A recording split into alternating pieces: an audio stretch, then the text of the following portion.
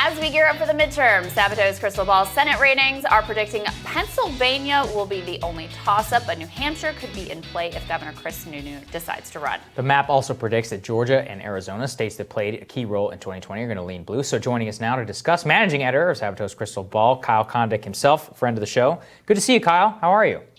Thanks for having me. Glad to be here. So tell us some of the top line things that you're seeing for the midterms.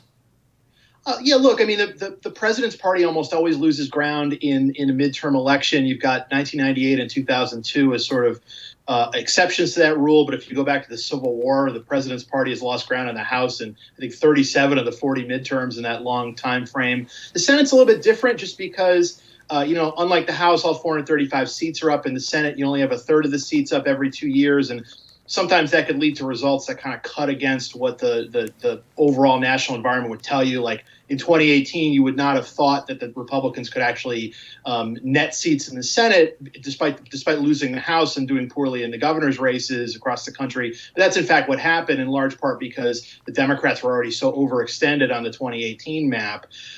This map, I mean, look, it's a 50-50 Senate right now, so a net gain of 1 by the Republicans is enough for them to win the majority. And they do have some attractive targets out there. I focus on New Hampshire right now just because I think if Chris Sununu, the very popular Republican governor there, ran against Maggie Hassan, the Democrat, that would instantly become kind of a toss-up race. Some people would actually even think maybe Sununu to be favored. I don't know if I feel that way myself, but if you just look at kind of candidate decisions in terms of whether to run or not, the Sununu decision is a really important one, and we'll probably find out sometime in the summer whether he's actually going to do it or not. There seem to be a lot of signs that he probably will. Mm-hmm. And what are the top pickup potentials on possibilities? That's what I'm looking for on the Democratic side.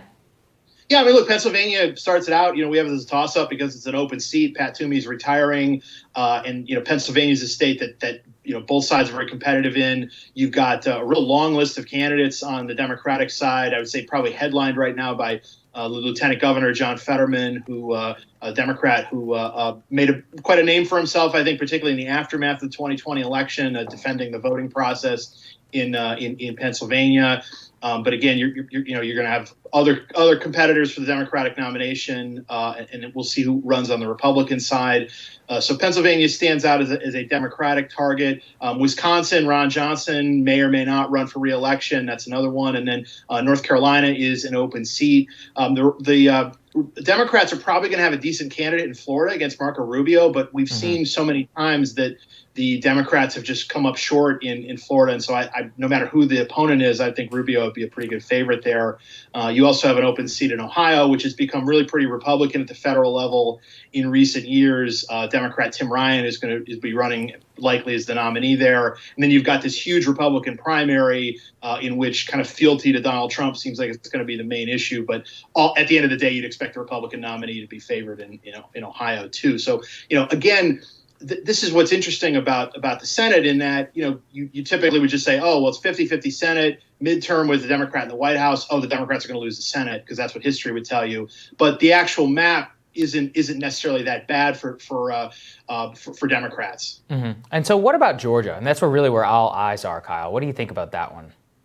I'm sort of waiting to see who the Republican nominee ends up being. It seems to be that the president really wants Herschel Walker, the former star University of Georgia and NFL running back, to run, but he doesn't really have any elected or office holding or campaign experience. He actually still lives in Texas, at least last I heard he lived in Texas. And it's interesting to me that he is essentially frozen the field. And there have been other credible Republicans who have decided not to run for U.S. Senate. The state attorney general is one of them. Former Senator David Perdue, who lost in a very close runoff against John Ossoff in January. He decided not to do it.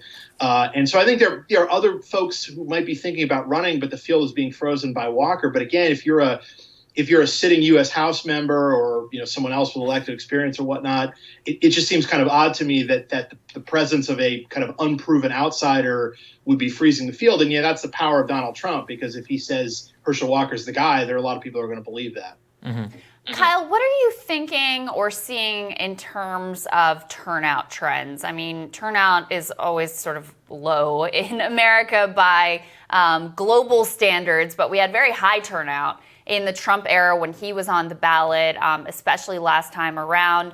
Do you think that people are going to continue showing up at elevated numbers? Do you think that one side is likely to have more sort of energy behind it in terms of turning people out? Do we have any sort of canary in the coal mine type indications of where we may be headed on that front? It's a great question, and of course, a very important one. And so in the 2018 midterm, you had about 50% turnout, which was essentially a modern record. And then in the 2020 presidential election, it was about 2/3 of those eligible to vote actually voted, which again is essentially a record in terms of modern U.S. history. We have had some races recently. There was a statewide election in Pennsylvania. That's some ballot issues and other things last week, and turnout was decent for that, not like a midterm level turnout, but we'll be sort of watching a lot of the special elections and other races to figure this out. My guess is that turnout's probably not going to be as high as it was in the 2018 midterm, but 2014 was like super low. It was like 36%, something like that. I would expect it to be higher than that. And part of the Democrats' problem in Barack Obama's second midterm is that the Democrats just basically didn't feel like they had much reason to vote. And of course, Republicans had a really good election, right. Kept the House, actually elected their biggest majority since before the Great Depression, and picked up a whole lot of Senate seats. And I think it's an oversimplification, definitely, to say, oh, well, high turnout benefits Democrats. But what I think you can say is that in a midterm style environment, the president's party may be the one that sort of lacks motivation because the non-presidential party is mad about this or that, and it gets them to come out to vote. So the Democrats have to figure out ways to keep their base engaged. I think they're hoping that they can do that through a combination of accomplishments, which we'll see what the ledger ultimately says in terms of Joe Biden and Congress's accomplishments over the first 2 years of the Biden presidency. And I also think, frankly, that the sort of specter of Donald Trump hanging over the Republican Party and over the potential 2024 Republican presidential field. I think Democrats probably feel like if Trump is in the news, that probably is actually good for their own side's motivation, because they're motivated by fear of Trump. So that's a good. Yeah. One more for you, Kyle. Not on the Senate, but in the Virginia gubernatorial race. Do you think Republicans have any shot at that one? I do think they have a shot. I think if the national environment kind of gets worse for Democrats between now and November, I think that Glenn Youngkin, who's another kind of outsider candidate, business guy, who is the Republican nominee there, he's running against probably Terry McAuliffe, the former Democratic governor, of course, also was formerly the chair of the Democratic National Committee. But I think that McAuliffe, I think, assuming he wins the nomination in a few weeks, I would assume that he would enter the general election as a favorite, not an overwhelming one. The Virginia governor's race has this long history of voting against the White House party. It's kind of the first sign of trouble, I guess, for the White House and heading into a midterm year. So if you go back to 1977, the Virginia governor's race has voted against the party in the White House all but one time. But that one exception was that Terry McAuliffe himself beat the jinx in 2013. He won relatively narrowly, closer than the poll suggested, against Republican Ken Cuccinelli, who was a pretty conservative candidate who even some Republicans didn't like.